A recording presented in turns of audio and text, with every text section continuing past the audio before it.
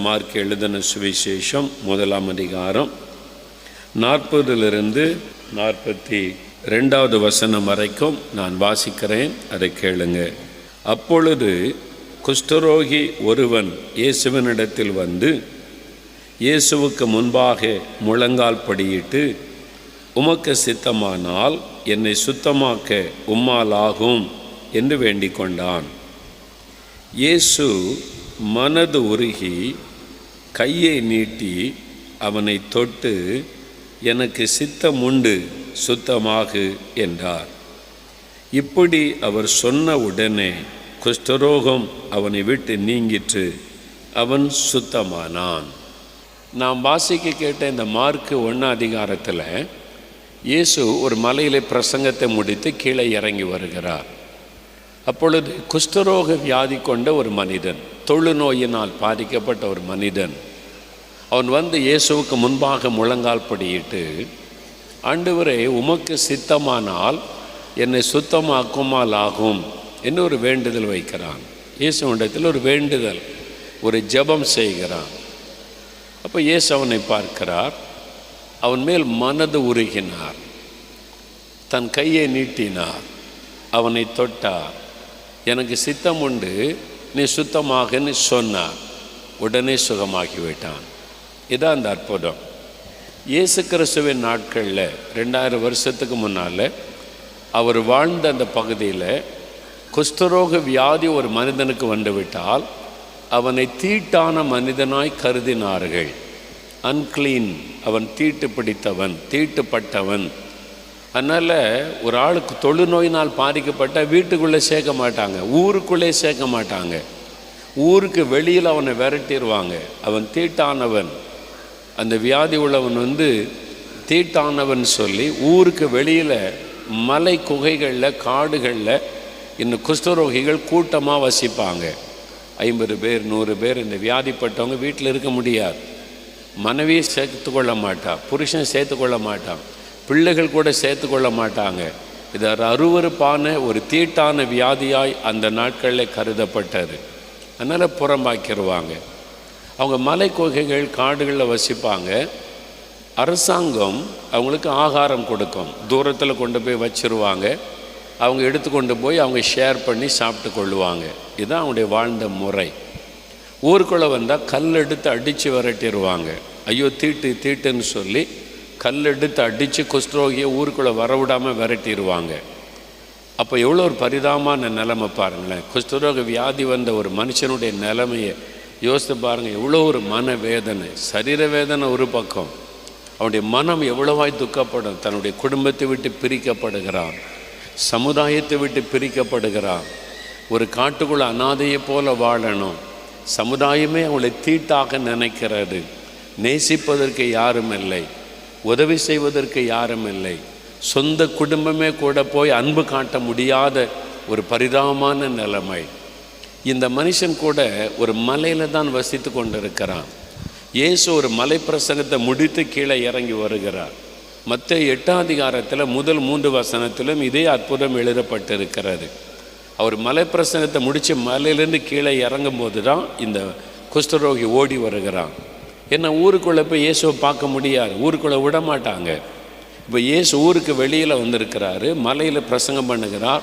இவன் இயேசுவை பற்றி கேள்விப்பட்டிருந்தான். இவர் வியாதியஸ்தரை சுகமாக்குகிறார், ரொம்ப அன்பானவர், யாரையும் தீட்டா நினைக்க மாட்டார்னு சொல்லி. அதனால் இயேசு இப்போ மலைக்கு வந்திருக்கிறார், அவர் விடக்கூடாது அப்படின்னு சொல்லி இயேசுக்கு முன்னால் போய் டக்குன்னு முழங்கால் படியிட்டான். வசனம் சொல்லி முதலாவது முழங்கால் படியிட்டு ஆண்டவரை பார்த்து ஒரு ஜெபம் பண்ணுகிறான். தூரத்தில் தான் முழங்கால் படியிடுகிறான். ஏன்னா அவனை தொட்டா தீட்டு, அவன் யாரையாவது தொட்டாது தீட்டு. அதனால் முழங்கால் படியிட்டு இருக்கிறான். பக்கத்தில் உள்ளவங்களாம் ஓடி இருப்பாங்க, ஐயோ குஷ்டரோகி குஷ்டரோகி என்ன ஓடி இருப்பாங்க. அவன் இயேசுக்கிட்ட ஒரு ஜெபம் பண்ணுறான். ஒருவேளை அவனுடைய காது அந்த நோயினால் அரிக்கப்பட்டு போயிருக்கும், அவனுடைய மூக்கு அரிக்கப்பட்டு போயிருக்கும், விரலெல்லாம் மரத்து போயிருக்கும், அவனுடைய சரீரத்தில் புழுக்கள் அரித்து கொண்டு இருந்திருக்கும். ஏன்னா வைத்தியம் செய்யலை, அப்படியே அந்த நோயினால் பாதிக்கப்பட்டு இருக்கிறான். இந்த மனிதன் இயேசுகிட்ட வர்றான். அவனுக்கு ஆண்டவர் அற்புதம் செய்கிறார், அவனை சுகமாக்குகிறார், அவன் சுத்தமாயிட்டான். அந்த வியாதி வந்த அறிகுறியே இல்லாத அளவுக்கு ஆண்டவர் சுகமாக்கிட்டார். எவ்வளோ பெரிய அற்புதம் பாருங்களேன். அதெல்லாம் அன்றைக்கே நடந்துச்சுங்க, இப்போல்லாம் அப்படி நடக்குமா அப்படின்னு நினைக்கலாம். ஒரு சமயம் நான் ஊழியத்தின் ஆரம்பத்தில் பல கிராமங்களுக்கு நான் ஊழியத்துக்கு போயிருக்கிறேன். இந்த பக்கம் ஆசீர்வாதபுரம், சாலைப்புதூர், அப்புறம் பேய்க்குளம், இந்த சாத்தாங்குளம், இது மாதிரி நிறைய இடங்களுக்கு அந்த நாட்களில் கிராமங்கள் எல்லாம் போய் கூட்டம் நடத்த போயிருக்கிறேன். நான் எங்கே போனாலும் ஒரு ஆள் வந்திருப்பார். அந்த ஐயா வந்து உட்காந்துருப்பார். அப்படியே நான் பார்க்குறவள முன் வரிசையில் வந்து உட்காந்துருப்பார். அவர் சைக்கிளில் தான் வருவார். அவர் சொந்த ஊர் இந்த பக்கம் சாத்தாங்குளம் பக்கம் ஏதோ ஒரு ஊர் அவருக்கு, எனக்கு மறந்து போச்சுது. எந்த கூட்டத்துக்கு போனாலும் அவர் வந்து உட்காந்து வசனத்தை கேட்பார், ரொம்ப சந்தோஷமாக இருப்பார். அவர் சொன்னால் சைக்கிளில் தான் அவர் பிரயாணம், பல மைல் சைக்கிளில் வந்து கூட்டத்துக்கெல்லாம் வருவார். நான் ஒரு நாள் கேட்டேன், நீங்கள் எந்த கூட்டம் நடத்த போனாலும் அங்கெல்லாம் இருக்கிறீங்க, எந்த ஊருக்கு போனாலும் அங்கே இருக்கிறீங்க, அப்போ இயேசு மேலே அவ்வளோ அன்பான்னு கேட்டேன். ஆமையா, எனக்கு ஆண்டவர் மேலே ரொம்ப அன்பு, அதனால் அவருடைய வசனம் எங்கெல்லாம் பிரசங்கம் பண்ணுவாங்களோ அங்கெல்லாம் நான் வந்துடுவேன். எதனால் உங்களுக்கு இயேசு மேலே அவ்வளோ அன்பு அப்படின்னு கேட்டேன். அவர் சொன்னார், கண்ணில் அப்படியே கண்ணீர் பெருக்கெடுத்து சொன்னார், ஒரு காலத்தில் நான் குஷ்டரோகி ஐயா, நான் குஷ்டரோக வியாதியில் பாதிக்கப்பட்டு பேய்க்குளம் ஆஸ்பத்திரியில் ட்ரீட்மெண்ட் எடுத்துக்கொண்டு இருந்தேன். என் சரீரெல்லாம் புண்கள், என் சரீரெல்லாம் அந்த நோயினால் பாதிக்கப்பட்டு குஷ்டரோகியாக நான் இருந்தேன். ஒரு நாள் இயேசுவை என் உள்ளத்தில் ஏற்றுக்கொண்டேன். ஆண்டவர் இயேசு என்னை சந்தித்தா, நான் அவரை தேடினேன், என் பாவத்தை மன்னியுன்னு கேட்டேன். என் பாவத்தை மன்னித்து குஷ்டரோகி வியாதியே இல்லாமல் பண்ணிட்டார். இன்றைக்கி என் சரீரத்தை பாருங்கள், அடையாளமே இல்லை ஐயா. என் கையை பாருங்கள், என் முகத்தை பாருங்கள். அவர் சொல்கிறார், அந்த வியாதி வந்த அறிகுறி கூட இல்லை, அந்த மாதிரி இயேசு எனக்கு புது சரீரமாக கொடுத்துட்டாரு. அதனால தான் அவர் மேலே எனக்கு ரொம்ப அன்பு, அதனால தான் நான் ஓடி ஓடி வந்து அவருடைய பிரசங்கத்தை கேட்கிறேன்னு சொன்னார். 2000 வருஷத்துக்கு முன்னால் அல்ல, இன்றைக்கும் இயேசு அற்புதம் செய்கிறார். பார்த்தீங்களா, இன்றைக்கும் அவருடைய குஷ்டரோக வியாதியிலிருந்து விடுதலை கொடுக்கிறார். அப்போ உங்களுக்கு ஆண்டவர் செய்வார். நீங்கள் ஏதோ ஒரு வியாதி, ஏதோ ஒரு வலி, ஏதோ ஒரு வேதனை, தீர்க்க முடியாத வியாதி கூட டாக்டர் சொல்லியிருக்கலாம். ஆனால் இன்றைக்கு இயேசு சுகமாக்க போகிறார். இன்றைக்கி இயேசு உங்களுக்கு அற்புதம் செய்ய போகிறார். நீங்கள் சுகத்தோடு தான் திரும்பி போகிறீங்க, ஏன்னா இயேசு இந்த இடத்துல இருக்கிறார். சரி, இந்த மனிதனை பாருங்களேன். இந்த மனிதன் இயேசு கொண்டு வந்து என்ன பண்ணான்? 3 காரியம் செய்கிறான். முதலாவது, இயேசுக்கு முன்பாக முழங்கால் படியிட்டான். வசனம் சொல்லுது, அவன் முழங்கால் படியிட்டான். அந்த முழங்கால் படியிடுவது, குஷ்டரோக வியாதி, ஒருவேளை காலெலாம் பாதிக்கப்பட்டிருக்கோம், எதை குறித்தும் கவலைப்படல, அப்படியே முழங்கால் போட்டான், தரையில் முழங்கால் படியிட்டான். இந்த முழங்கால் படியிடுவது நம்மை தாழ்த்துவதற்கான ஒரு அடையாளம். நம்ம ஆண்டவருக்கு முன்னாலே தாழ்த்துகிறோம் என்பதற்கான அடையாளம் முழங்கால் படியிடுவது. அது மாத்திர நம்ம அர்ப்பணிப்பது, சரண்டர் சொல்லுவாங்கள்ல, முழங்கால் போடு, கையை ஓய்த்து அப்படின்னா என்ன அர்த்தம்? சரண்டர் ஆயிட்டேன் அப்படின்னு அர்த்தம். அது மாதிரி அவன் தன்னை ஆண்டவருக்கு முன்னாலே தன்னை தாழ்த்துகிறான். பெருமை உள்ளவர்களுக்கு தேவன் எதிர்த்து நிற்கிறார், தாழ்மை உள்ளவர்களுக்கோ ஆண்டவர் கிருபை அளிக்கிறார். ஏதாவது ஒரு பெருமை உள்ளத்தில் இருந்துச்சுன்னு வைங்க, ஆண்டவர் அற்புதம் செய்ய முடியாது. என் குடும்பம் என்ன தெரியுமா, என் கோத்தர் என்ன தெரியுமா, நான் எந்த பரம்பரை தெரியுமா, எங்கள் தாத்தா தெரியுமா, பாட்டி தெரியுமான்னு சிலர் அந்த பெருமை பேசுவாங்க. அதாவது வீண் பெருமை. அவங்களுக்கெல்லாம் ஆண்டவர் அற்புதம் செய்ய முடியாது. தன்னை தாழ்த்துகிறவர்களுக்கு ஆண்டவர் கிருபை தருவார்.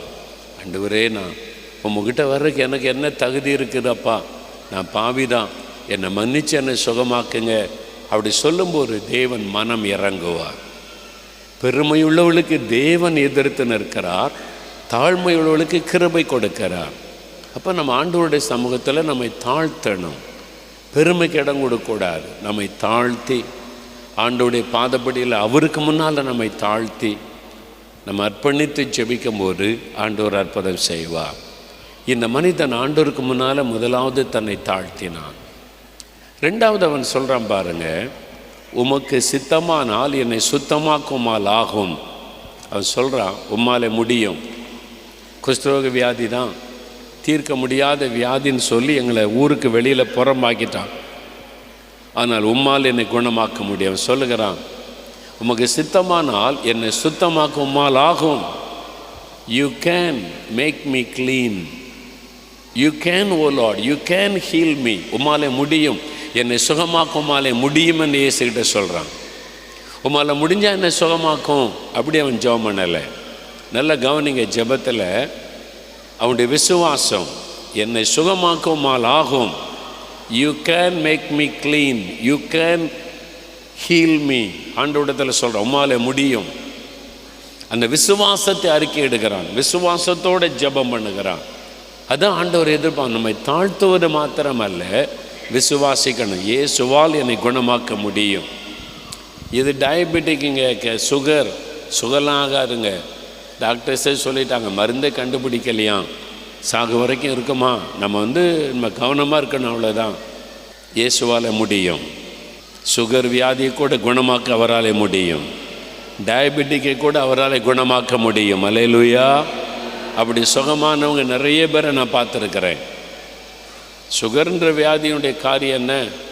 நம்முடைய உடம்பில் பேங்க்ரியாட்ஸ்னு ஒரு உறுப்பு இருக்கிறது. பேங்க்ரியாட்ஸ்னு ஒரு உறுப்பு, ஆண்டவர் ஹார்ட்டு, இருதயம், நுரையீரல் மாதிரி பேங்க்ரியாட்ஸ்னு ஒரு உறுப்பு. அது ஒரு திரவத்தை சுரக்கும், இன்சுலின் சுரக்கும். இன்சுலின் மருந்தெல்லாம் சொல்கிறாங்க பாருங்கள், இன்ஜெக்ஷன்லாம். அந்த இன்சுலின் சுரக்கும் நம்முடைய உடம்புக்குள்ளே. நம்ம சாப்பிட்ற உணவில் இருக்கிற சர்க்கரையை அது கரைச்சிரும். அதை மெயின்டைன் பண்ணப்போ அந்த பாதிப்பு இருக்காது. இந்த இன்சுலின் சுரக்கிறது நின்று போச்சுன்னா சுகர் நம்முடைய உடம்பில் தங்கி பாதிப்பை உண்டாக்கும். பேலன்ஸ் பண்ணாதபடி அது பாதிப்பை உண்டாக்கும். அதனால தான் இன்சுலின் மருந்து போடுறாங்க, இன்ஜெக்ஷன் போட சொல்கிறாங்க.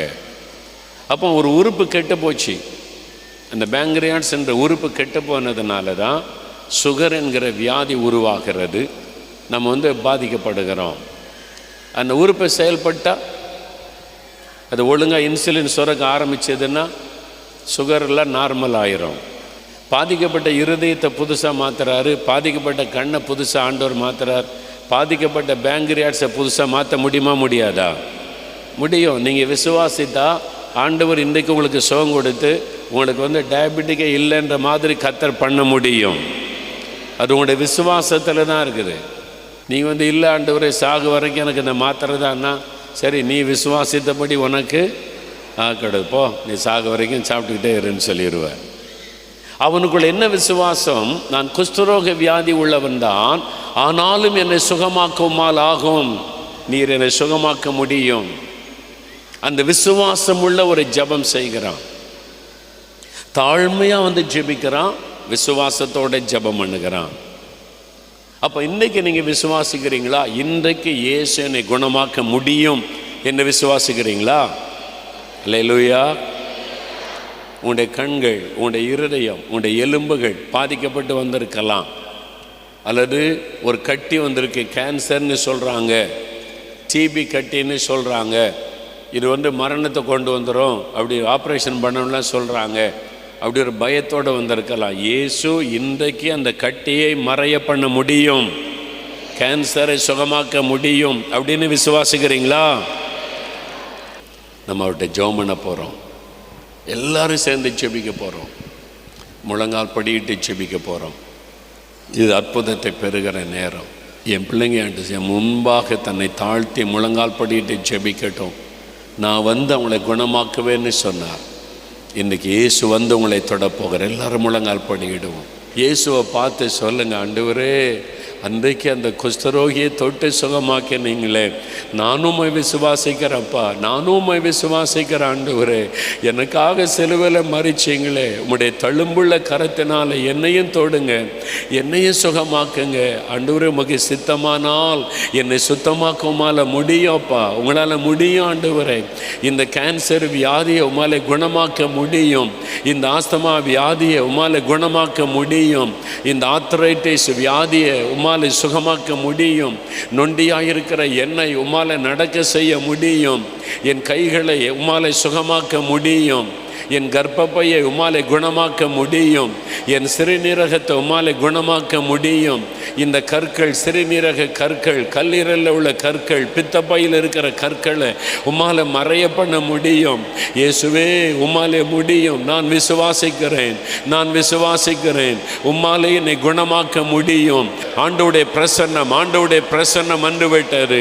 சிலர் அழுகிறீங்க, உங்களுடைய கண்ணீரை ஆண்டவர் பார்க்கிறார். என் பிள்ளைங்க அழுறாங்களே, என் பிள்ளைங்க அழுறாங்களே, என் பிள்ளைகளை நான் தொடணும், என் பிள்ளைகளை நான் தொட்டு குணமாக்கணும். இயேசு வந்திருக்கிறார், உங்க பக்கத்தில் வந்திருக்கிறார். இயேசுடைய கரம் அநேகரை தொடுகிறாரு. இயேசுவின் கரமே தொடுகிறாரு. அவருடைய கரமே அநேகரை தொடுகிறாரு. இந்த வியாதியெல்லாம் மறைந்து போகட்டும் அப்பா. ஒவ்வொருவரையும் தொடுங்க ஆண்டவரே. இயேசுவின் நாமத்தில் நடக்க முடியாத கால்கள் நடக்கட்டும் ஆண்டவரே. பயன்படுத்த முடியாத கைகள் சுகம் அடையட்டும் ஆண்டவரே. பக்கவாத வியாதிகள் மறையட்டும் ஆண்டவரே. எலும்புகளிலே சுகம் வரட்டும் ஆண்டவரே. நரம்புகளிலே சுகம் வரட்டும் ஆண்டவரே. கட்டிகள் எல்லாம் மறையட்டும் ஆண்டவரே. சுகம் உண்டாகட்டும் ஆண்டவரே. வியாதிப்பட்ட குழந்தைகளை எல்லாம் தொடுங்க ஆண்டவரே.